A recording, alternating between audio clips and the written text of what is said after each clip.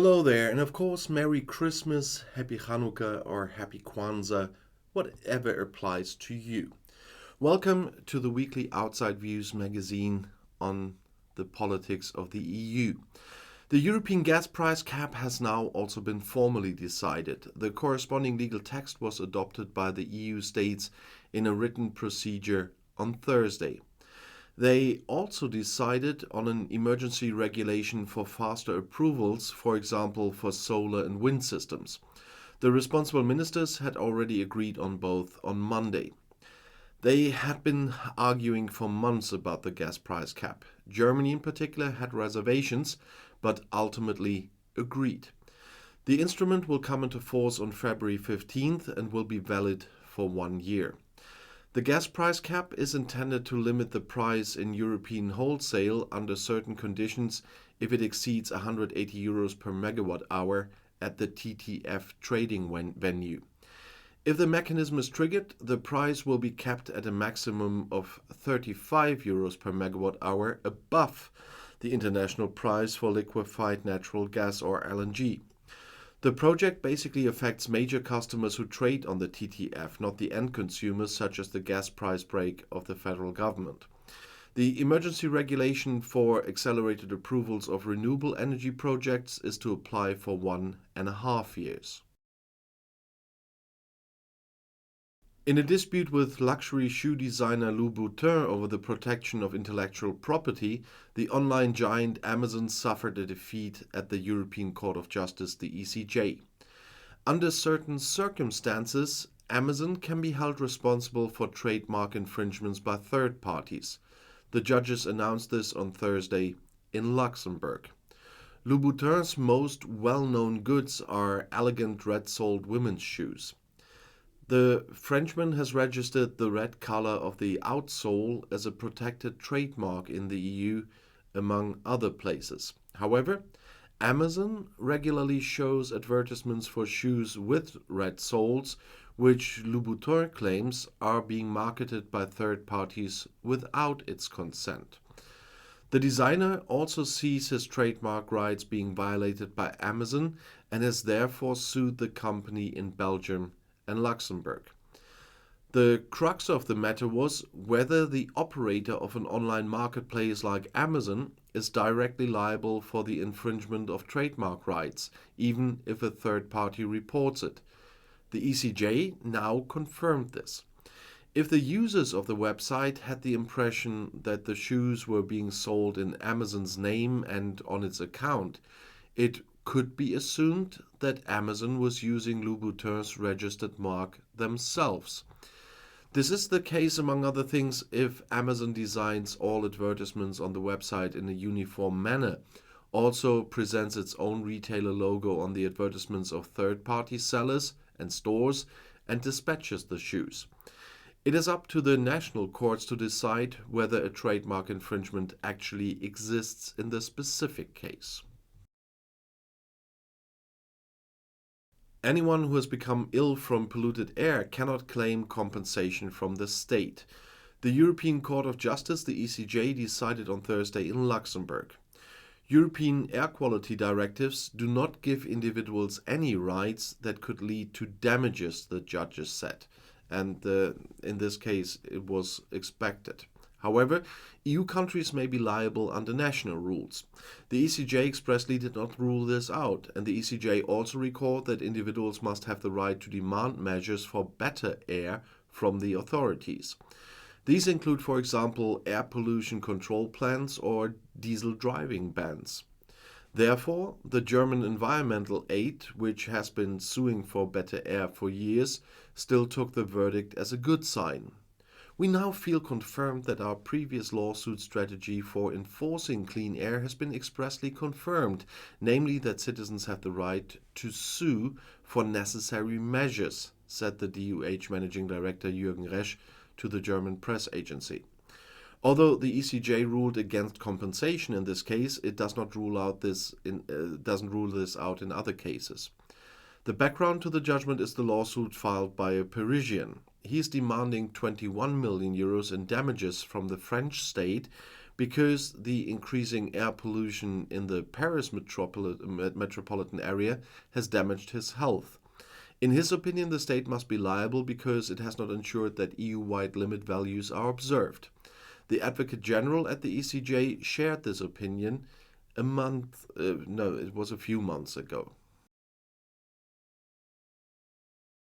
Ukrainian President Volodymyr Zelensky has been invited to Brussels in February. This was announced by a spokesman for EU Council President Charles Michel on Thursday. He also confirmed that an EU-Ukraine summit is planned for February 3rd. According to him, however, the heads of state and government of the 27 EU countries will not take part. It is planned that the European Union will be represented by Commission President Ursula von der Leyen and by Council President Michel. Zelensky traveled to Washington on Wednesday for his first trip abroad since the start of Russia's war against Ukraine. For appearances on the political world stage, for example at the G7 summit in Elmau, Bavaria, he has always been connected digitally from Ukraine. The scandal surrounding allegations of corruption in the European Parliament is spreading.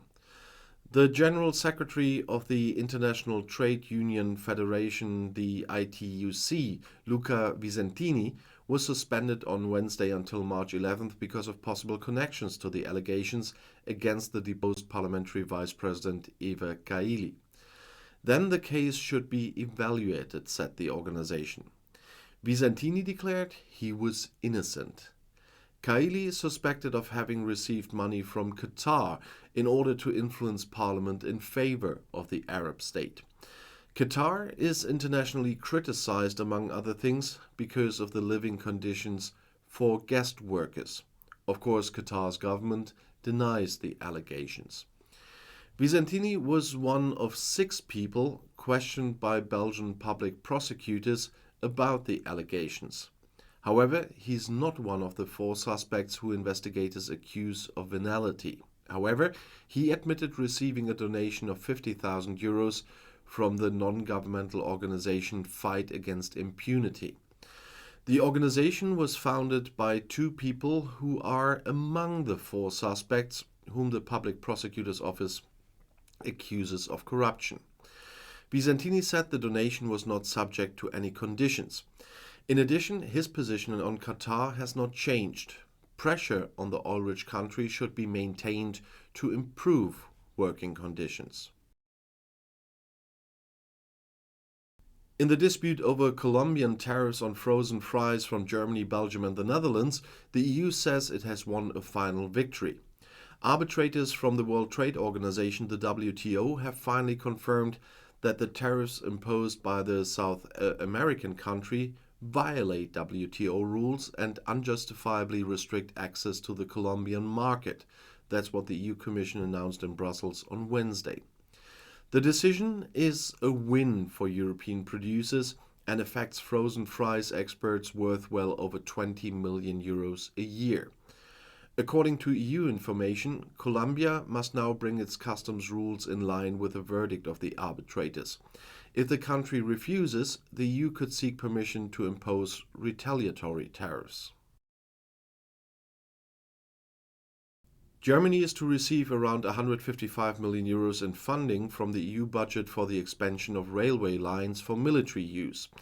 As the EU Commission announced in Brussels on Wednesday, the money is earmarked for strengthening bridges and new goods handling terminals, among other things.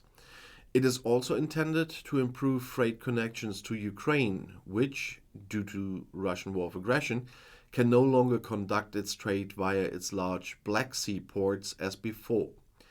In addition to Germany, according to the Commission, 16 other EU countries are to receive new funding for the expansion of transport infrastructure, which can also be used militarily. Overall, it's therefore about an amount of 616 million euros. Elon Musk's new course on Twitter also concerns the EU Parliament. According to the will of the president, the billionaire should appear at a hearing. Twitter boss Elon Musk has been invited to a hearing in the European Parliament now. Musk's personal presence in Parliament would offer the opportunity to have an open exchange in public, said a letter from Parliament Speaker Roberta Metsola. The short message service plays a central role in the democratic life of the EU and enables social discourse. Twitter should not unknowingly become a catalyst for hate speech, electoral interference, and misinformation, said Metzola's letter on Monday, which is available to the German press agency. Musk acquired Twitter for $44 billion in October. Since then, his leadership style has caused some outrage. Most recently, Twitter had blocked the accounts of several US journalists, but then partially reversed the decision after international criticism. Metzola's letter states that Musk should be heard publicly by Parliament's Home Affairs and Internal Market Committee. She is confident that Musk will agree. Metsola also refers to other heads of US companies who have already been heard in the European Parliament. In 2018, for example, Facebook boss Mark Zuckerberg. A reply to the letter to Musk is still pending, though. In her letter, Metsola mentions, among other things, the Digital Services Act, the provisions of which will apply throughout the EU from mid-February 2024. For particularly large platforms, the rules should apply from September 2023. Among other things, the DSA stipulates that hate speech and other illegal content on the internet in the EU must be deleted more quickly in the future. It is intended to ensure stricter supervision of online platforms and more consumer protection. And I'll see you in my next video. I'll be back.